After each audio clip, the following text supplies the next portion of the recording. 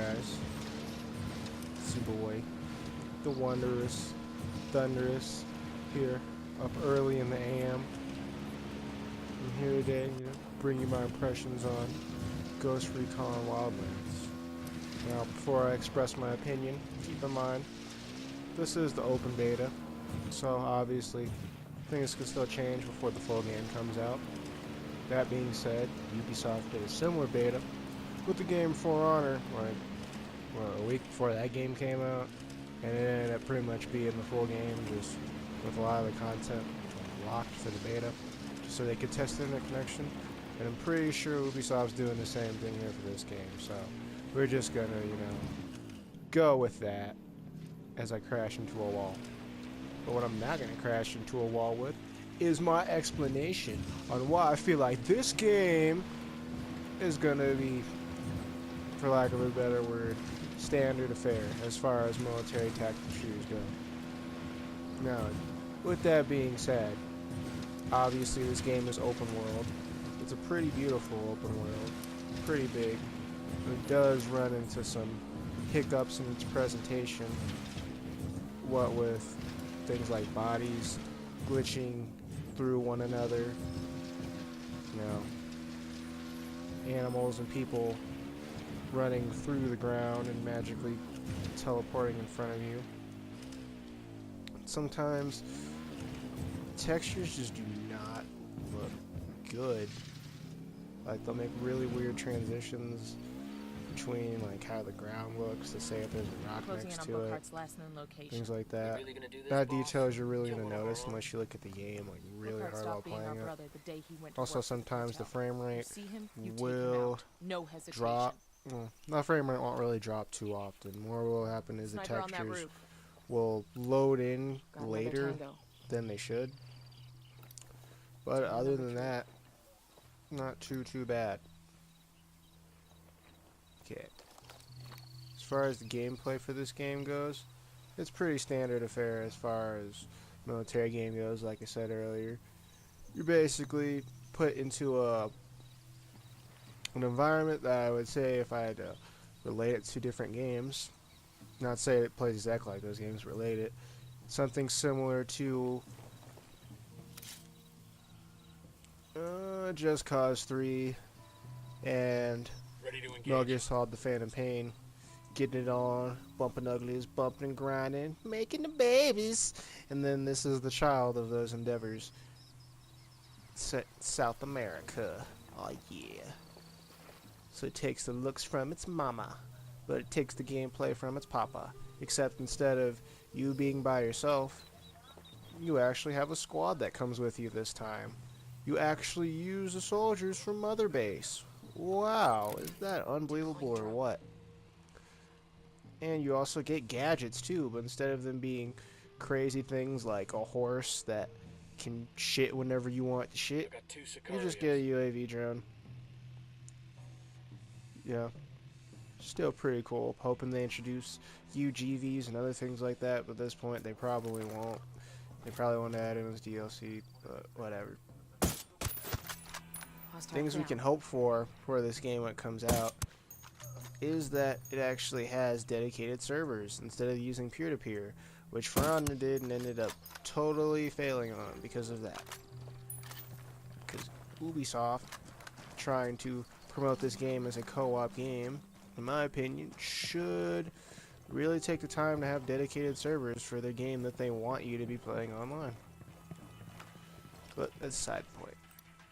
I got a target. He's history. We had to go into our character here. She's looking like a badass, looking like a dope operator, about to come in and rafflecopter you away. You get tons of customization options when creating your character. You can do things like make them look like a standard soldier, put ghillie suits on them. They actually have a ton of presets to where you can even change how the presets look, but have your changes to that preset still saved, so you can come up with a bunch of different costumes that you can use in different scenarios.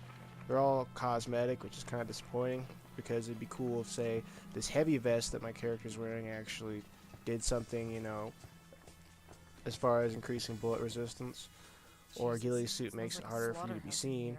But instead of using the cosmetics to do that, they do that in the form of oh, those are weapons. They're in the form of skills. You can get different skills.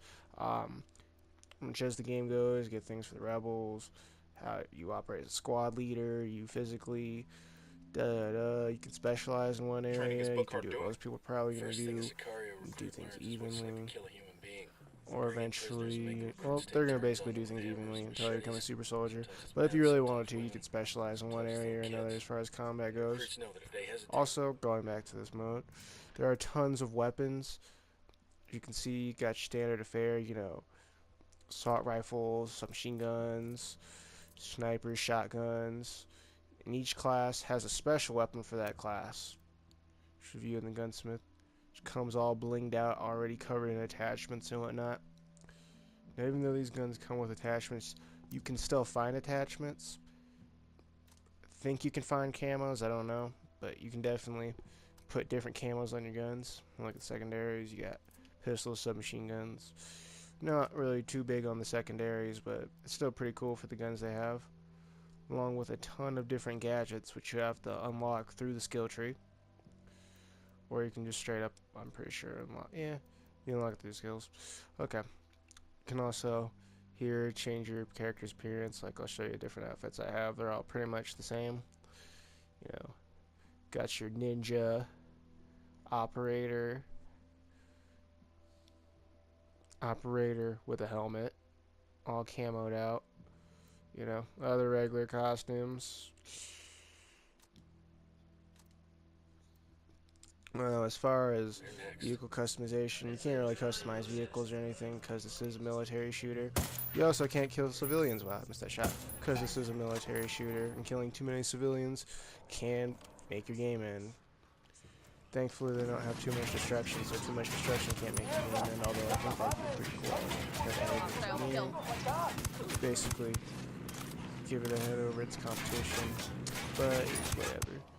There's a ton of different side quests you can do, which by a ton, I mean there's like 5 so far that we've seen.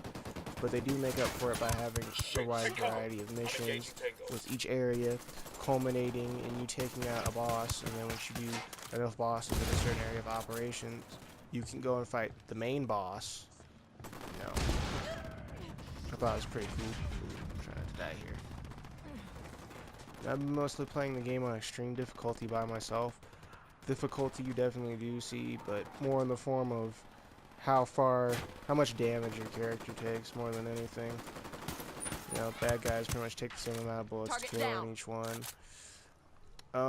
Playing with the AI kind of sucks, because when they actually want to kill, they can be pretty good, but usually they will die, or they will not follow you until you died, and then try to pick you up, and usually end up dying in the process, especially if there's a mounted gun or a helicopter. It's pretty fucking ridiculous, to be honest. So you're definitely, if you can, you're going to want to take advantage of the co-op. So far, from what I've played with friends on this beta, the co-op actually is pretty good. Linked this all together and worked really smooth. You can actually be on different parts on the map miles away too, and the co-op will still keep you connected. So here's hoping it stays like that in the end. What else have I not covered? Covered everything. Basically, long story short, military shooter, Phantom Pain, attack bases, Just Cause, help the rebels, customization in Bolivia. Hopefully, you can stop the Santa Blanca cartel and then smuggling of cocaine. That's not gonna happen, but you could try, and that's all that matters. So again, this has been the wondrous, thunderous, sneaking through a shadow near you, but enlightening the nightin' with the blah blah. I need to think of a cooler catchphrase for my outros. But anyway, peace. Peace. Before I say peace, oh shit. Okay, yeah, that's where I'll go, peace.